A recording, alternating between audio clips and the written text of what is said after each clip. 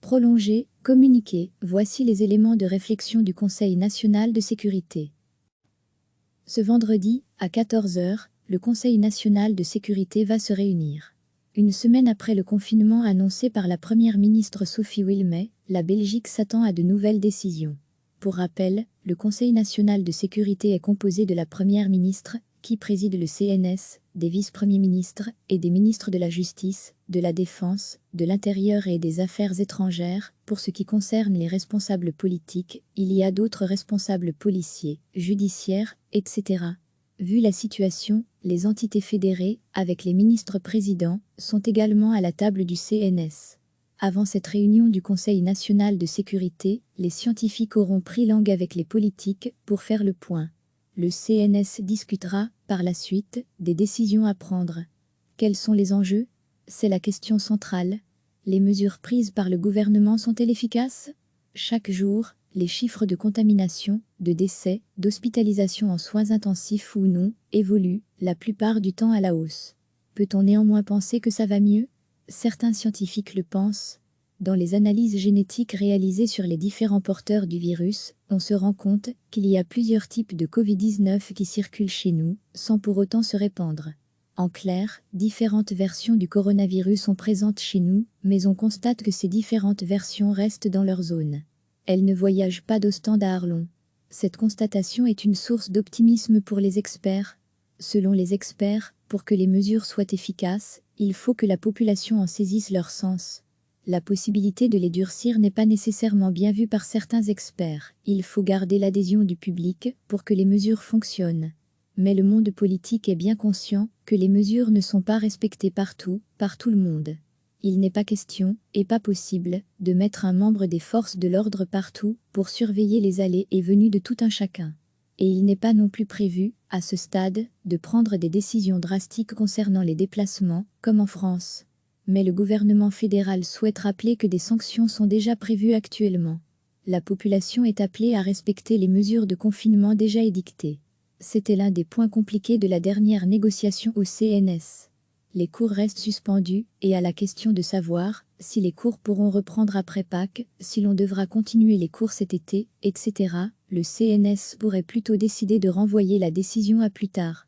Reste qu'au gouvernement fédéral, on souhaite une harmonisation des décisions prises par les différentes communautés compétentes pour l'enseignement. Le président de la Banque nationale de Belgique, Pierre Winch, le dit à tous ses interlocuteurs, les mesures actuelles font mal, très mal, à l'économie. Chaque semaine, c'est plus de 2,4 milliards d'euros qui s'envolent. La reprise sera très difficile. Malgré ça, le gouvernement devrait annoncer de nouvelles fermetures d'entreprises, vu la difficulté pour certaines d'entre elles de respecter la distanciation sociale. Le groupe des 10, patrons et syndicats, s'est mis d'accord sur une liste qui sera présentée cet après-midi. Dans le même ordre d'idées, on se dirige bel et bien vers une prolongation des mesures de confinement. À quelle échéance? Le mot d'ordre est graduation. Le gouvernement pourrait annoncer une prolongation du confinement jusqu'au 19 avril, au lieu du 5 avril, comme annoncé la semaine dernière.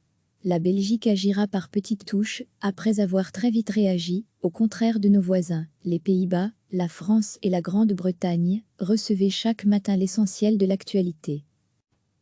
Ce vendredi, à 14 h, le Conseil national de sécurité va se réunir. Une semaine après le confinement annoncé par la première ministre Sophie Wilmès, la Belgique s'attend à de nouvelles décisions.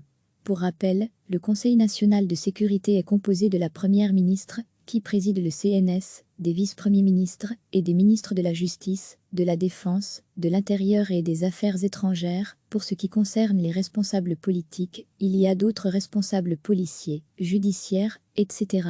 Vu la situation, les entités fédérées, avec les ministres présidents, sont également à la table du CNS. Avant cette réunion du Conseil national de sécurité, les scientifiques auront pris langue avec les politiques pour faire le point. Le CNS discutera, par la suite, des décisions à prendre. Quels sont les enjeux? C'est la question centrale. Les mesures prises par le gouvernement sont-elles efficaces? Chaque jour, les chiffres de contamination, de décès, d'hospitalisation en soins intensifs ou non, évoluent, la plupart du temps à la hausse. Peut-on néanmoins penser que ça va mieux? Certains scientifiques le pensent. Dans les analyses génétiques réalisées sur les différents porteurs du virus, on se rend compte qu'il y a plusieurs types de Covid-19 qui circulent chez nous, sans pour autant se répandre. En clair, différentes versions du coronavirus sont présentes chez nous, mais on constate que ces différentes versions restent dans leur zone. Elles ne voyagent pas d'Ostende à Arlon. Cette constatation est une source d'optimisme pour les experts. Selon les experts, pour que les mesures soient efficaces, il faut que la population en saisisse leur sens. La possibilité de les durcir n'est pas nécessairement bien vue par certains experts. Il faut garder l'adhésion du public pour que les mesures fonctionnent. Mais le monde politique est bien conscient que les mesures ne sont pas respectées partout, par tout le monde. Il n'est pas question, et pas possible, de mettre un membre des forces de l'ordre partout pour surveiller les allées et venues de tout un chacun. Et il n'est pas non plus prévu, à ce stade, de prendre des décisions drastiques concernant les déplacements, comme en France. Mais le gouvernement fédéral souhaite rappeler que des sanctions sont déjà prévues actuellement. La population est appelée à respecter les mesures de confinement déjà édictées. C'était l'un des points compliqués de la dernière négociation au CNS. Les cours restent suspendus, et à la question de savoir si les cours pourront reprendre après Pâques, si l'on devra continuer les cours cet été, etc., le CNS pourrait plutôt décider de renvoyer la décision à plus tard. Reste qu'au gouvernement fédéral, on souhaite une harmonisation des décisions prises par les différentes communautés compétentes pour l'enseignement. Le président de la Banque nationale de Belgique, Pierre Winch, le dit à tous ses interlocuteurs, les mesures actuelles font mal, très mal, à l'économie. Chaque semaine, c'est plus de 2,4 milliards d'euros qui s'envolent. La reprise sera très difficile.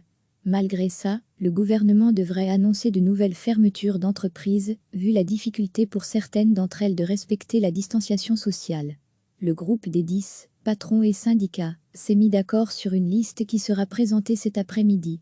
Dans le même ordre d'idées, on se dirige bel et bien vers une prolongation des mesures de confinement.